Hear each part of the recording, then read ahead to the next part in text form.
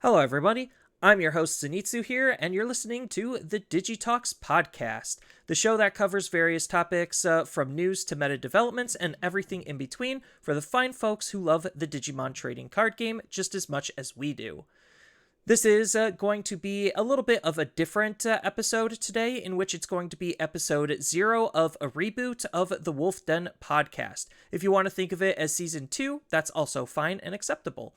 But I'm here with my brand new co host Teddy today, and we're going to be talking about our experiences with the Digimon trading card game. Teddy, take it away. What's going on, everybody? My name is Teddy, as he said. I am a longtime Digimon fan, both video games, any form of media, just about all of them. I've been playing the Digimon TCG since Japan got the cards, so before they were even English. And I have loved the game ever since. I've not stopped playing, not even for a little bit. I've taken some tiny breaks here and there, but nothing really too serious. As in regards to my experience with the game, I've topped one regional way back in the BT8 format. I played a bunch of other TCGs coming from Yu-Gi-Oh, playing at a high level. Topped a few YCSs a long time ago, really long time ago, and I played just about every TCG, from less known ones like Duel Masters to a bit of Magic the Gathering and all in between. Um, Maybe not at the highest level, but I've always been able to kind of get a grasp of what the TCG is trying to do with the game, from a basic fundamental level. And I definitely appreciate all of that input and outlook just because I come from a very similar background myself.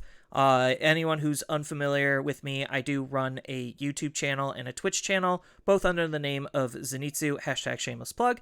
But I used to be a game designer. I worked on a now dead card game called Argent Saga. It was made by the fine folks at ARG, and unfortunately, that game went under, and I was left without a job.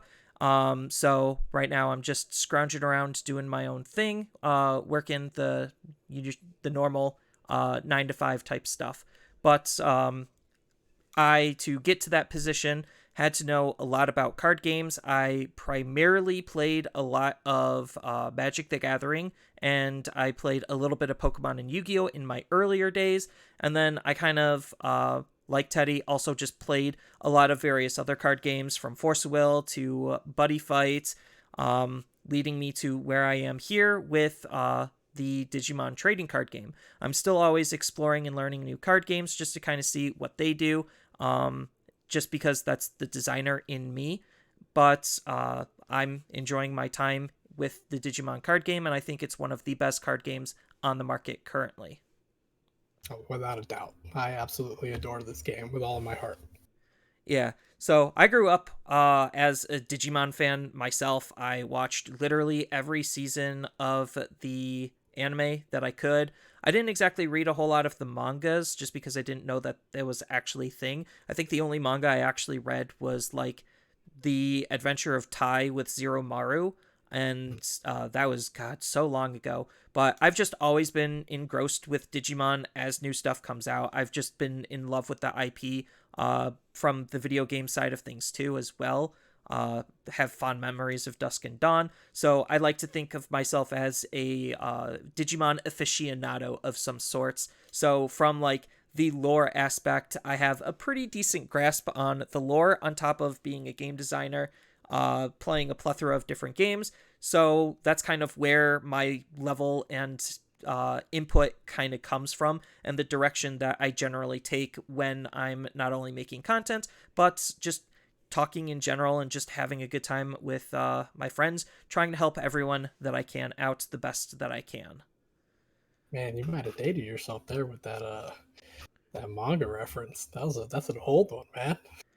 I I rented it from the library, and that's kind of where my exposure was. I rented like the Pokemon Adventures manga as well, the one where like Pokemon actually like RIP'd each other. Oh So, yeah, uh True. yeah.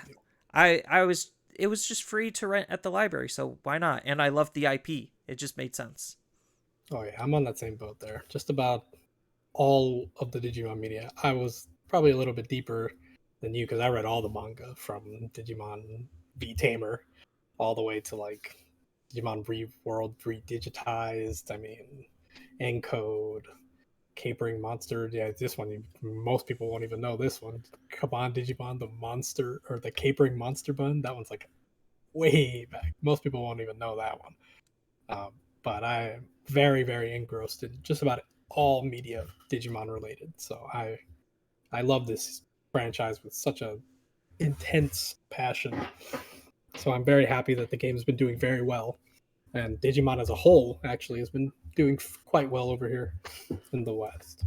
Yeah, I mean, certain areas from what I kind of hear just through the grapevines, it's kind of hit and miss depending on like where you are. I know some people have like an hour drive to get to their locals. Not everyone is supporting the game, but I do think that the game as a whole is definitely in a really good position now, so more than ever, just because of just how easy it is to access like a lot of the information that we have to be able to pick up and play the game in various different forms with whatever group of people that you could muster, both digitally and physically. Granted, there's no digital client yet. No word on if we're actually getting one. Dragon Ball Super's getting one, so we should get one in a couple of years because that's just how game development works, assuming that it even gets greenlit to begin with.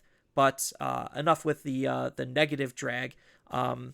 I think that like in terms of my competitive experience, I don't necessarily have that many tops. I think I have just as much tops as you. I topped a total of one time in a Grand Prix that was all the way back in BT5 format. So I've been playing the game since it came out as well, and I have been making content ever since the game came out. I was kind of wishy-washy on what I would cover because at the time when Digimon was coming out, Bushiroad just killed the game that I was currently playing, which was Future Card Buddy Fight. Love that game to death and pieces, and Digimon easily surpasses, in my expectation, like the design of the card game being as fun as it is, and I just love where it currently is and just how easy it is to pick up and play. Hard to master though, but very easy to play. Definitely, it's very easy to just go pick up a starter deck, especially with the new ones. Especially this Beelzemon one. Very easy to just go grab a starter deck, even if you only grab one. It's still fairly good out the gate and get a good grasp of how to play the game just from that starter deck alone. And product is extremely cheap. There's a lot of decks that are really good that are very cheap. I mean, even we speak right now, Hunters is a perfect example of that. We were speaking about that a little bit earlier. Hunters is just so insanely strong and how cheap the game that it is to build. So that's one thing that I very much enjoy about this game. It's very cost effective to just get the product, assuming you're not in like some random rural area and your LGSs aren't doing things they're not supposed to be doing, like overcharge. Well, they have a right to do whatever they want when it comes to that stuff. Yeah, But or if you're not importing, because I know importing in certain areas could be pretty pricey too. yeah, so take that with a grain of salt, of course. That's not all of them are doing things shady, of course, but um, I think now we've gotten to the point where product is not so bad to get a hold of. So it's never usually bad. It's to me more of a set by set kind of a thing because the way Bandai likes to print their game is they print based off of how much stores are ordering it. So that's why like pre-sales on stores, like store to distributor, is super important because that dictates how much product is actually going to get made and how much product is going to remain in the market. So you have sets like BT9 currently, which are a little bit on the higher side for a relatively recent set. It's less than a year old, and it's really hard to find just because of how popular that set was, how powerful that set was, and even though stores ordered a lot of it, just a lot more players are playing the game. They looked for that set, and because that set isn't like being printed right now, um, it's getting harder and harder to find, which is why certain sets like I think BT8 and BT7, there's a lot of it, and it's super easy to be able to get and super cheap. Granted, if you're looking at picking up some of the newer stuff, that's going to be like what you're going to see in terms of like a brand new set. And obviously, singles is always going to be cheaper than buying stuff like I do by the case. I buy the case to open it up for you guys to spread some of the love in terms of cards to anybody who's like asking or need help on my local level. So that way I have stock to be able to support my own local community. And I sell a little bit on the side to those who ask. Usually I give them pretty good prices. But buying stuff by the case is definitely something that you don't necessarily need to do, and the singles for the most part are cheap enough where you could build almost any like competitive deck for $100 or less, with a few exceptions. Yeah, there's always outliers, but I mean, I wholeheartedly agree with that statement. Like, there really is. It's very. This game is just very cost effective. You buy.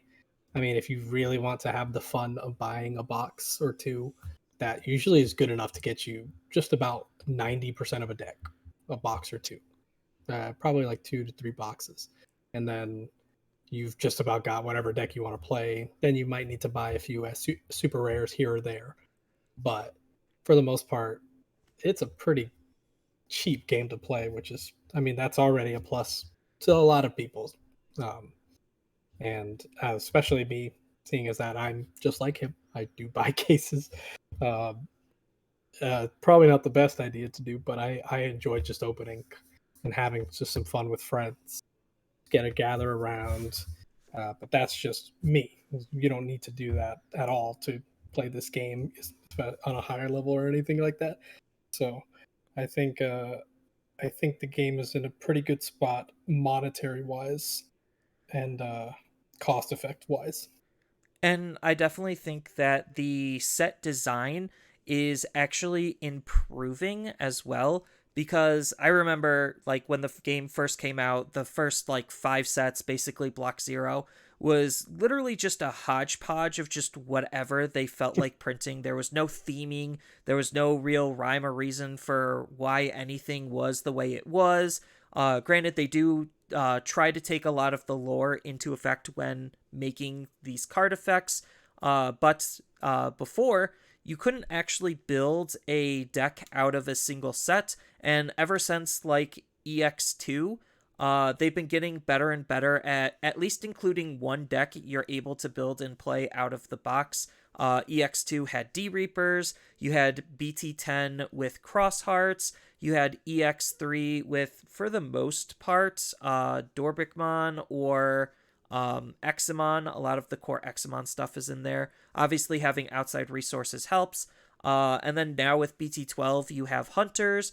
BT13, when we eventually get there, has Royal Knights. So they're doing a better job at least making the game even more accessible by allowing you to have the ability to open up booster boxes and be able to play with something, versus a lot of the sets where you couldn't do that. And starter decks are cheap and plentiful for the most part, and they're really easy entries to be able to start playing the game. And I definitely recommend it if you're actually looking to start playing the game, just because they give you a lot of the core of what you need, and then you buy the set that it's corresponding with to be able to upgrade it and make it better from there.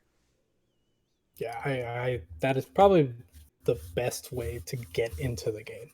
Just for like perfect example, either the Galamon or the Beelzemon starter decks. They're absolutely, well, I guess the Beelzemon's more of the advanced deck, but uh like Galamon, for example, is just a very good deck to just buy, and then you only need a few pieces from that are commons and uncommons from this recent set, and then of course that super rare, which is only like $2-3 a piece, and that alone you could probably in this set. I guess you would need the X antibody stuff, but realistically you can get away with not even using it, and the deck runs perfectly fine. I've played tested builds where you don't I'm not even using any of the X antibody stuff in this set, and it works just fine.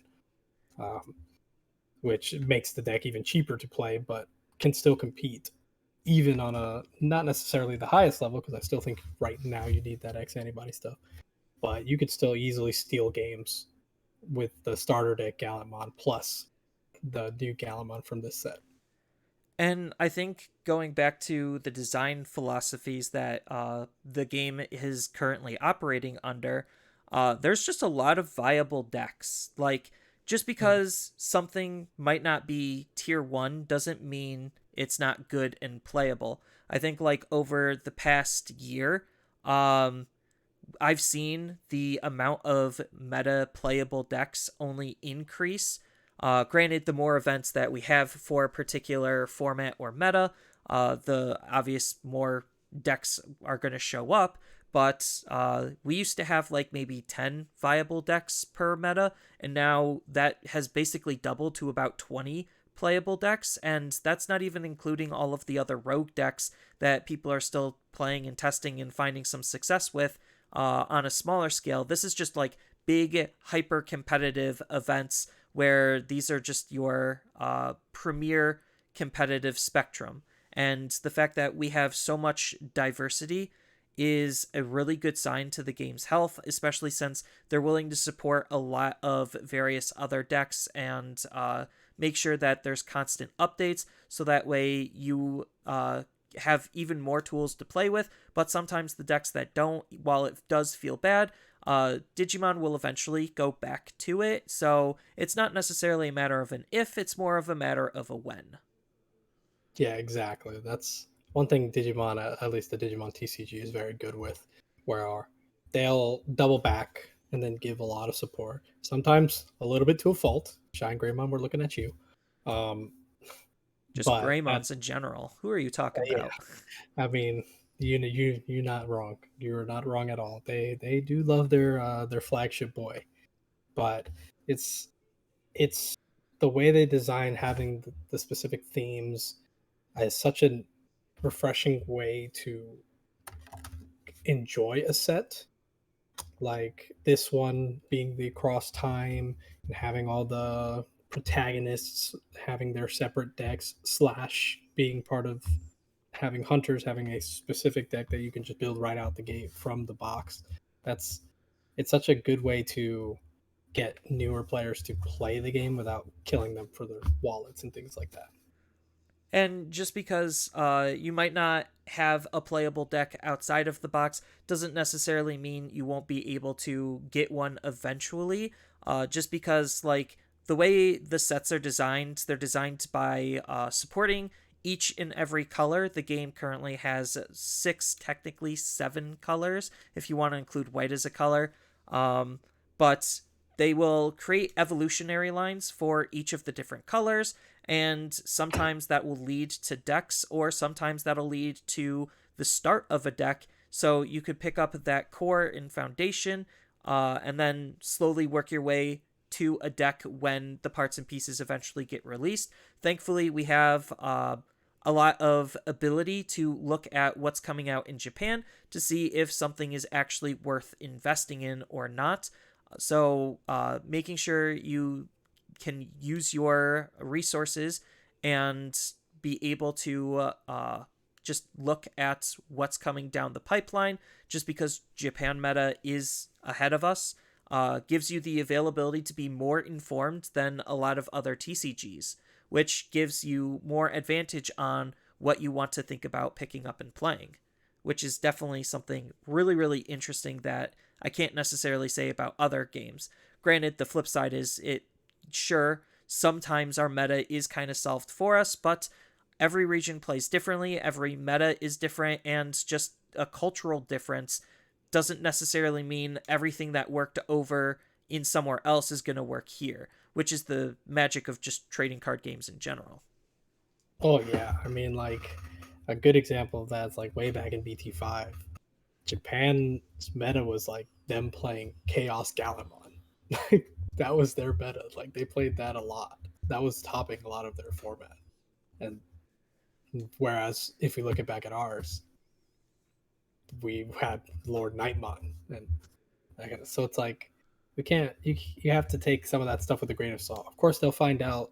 We'll get a good gist of what the decks are able to do, but the ingenuity that the NA players tend to use. We definitely try to think outside the box when it comes to some stuff. It is pretty insane what people can come up with, and I love it very much because this game does lead to a lot of creativity with some decks, and I absolutely adore it. Yeah, and the game itself isn't necessarily like absolutely hardcore power creeping itself. Power creep does happen. That's just an inevitability of all card games. But the fact that we have such a widespread means that the power ceiling is actually discoverable. We know where the extent of the power is going to be, and based on that, we kind of can infer what is actually going to be good underneath that power ceiling. So it allows us to better gauge how we want to approach the game, what decks we think are going to be good, and just allows us to be able to make more accurate assessments on just how you think something is going to perform as a whole, on top of the Japanese data that we have to look at. And yeah, there's just a lot of information, and I know that could be relatively scary, just trying to absorb all of that in. But at the end of the day, it's just a game. You're going to take it how you want and play at your own pace, and that's totally fine. We're not telling anyone to go play hardcore right out of the gates. You gotta work your way up and feel what you're more comfortable with, not only just from a monetary standpoint, but from a skill level standpoint, just because not everyone is the same. And even though we are on this podcast going to be talking a lot about the more high level competitive stuff, doesn't necessarily mean that it isn't good information to have for some of the more casual players as well. And I do always like to take a look at the more casual players to see what is available for them, just because the competitive players are actually the minority. Yeah, so that's a great point to say because that's something that I feel gets pushed under where we're so focused on the meta, and on all honesty, that's a very small portion of the player base. Of course, that's an important player part of the player base because that tends to be what ends up keeping the game, at least on the competitive side, alive. But there's plenty of people that just buy the cards because they like Digimon and maybe they just want to play a new game with their friends. And I think there's a lot of ways to enjoy that and not necessarily care about the meta. Because at the end of the day, we're playing a game. This is supposed to be fun. Um, and however far you want to take that, that's completely up to you as a person to understand what it is you want to do with the game. I personally have fun doing both, playing this fun, dumb decks that don't win ever, but sometimes you pull those wins out. But I also love getting a little serious every now and then and playing a little bit harder and trying to get the best possible or be the best possible player I can be. So it really just depends on yourself and understanding what you want from the game. And don't take it too seriously. Just have fun. That's the point. It's a game. Yep, and that's kind of where this podcast is supposed to kind of sit, where it offers just a lot of information on top of just good casual discussions on just various different topics that are all centered around the game that we all just want to enjoy at the end of the day. And like everything from casual to competitive, news, meta, and everything in between. We're all just Digimon fans, and we're all just trying to have fun. Oh yeah. Oh man.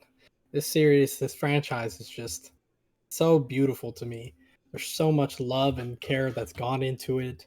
I mean, you can see it when you're looking at this for this card game, for example, for a lot of the art. The art goes absolutely insane. There's so much beautiful art.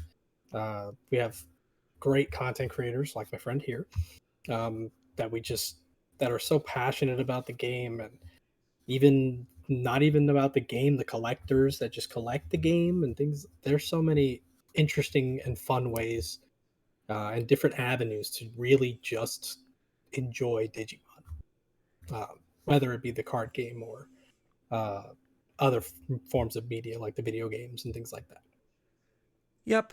And that's probably where we're going to leave it here. If you're listening to this message, then congratulations, you've reached the end of episode 0.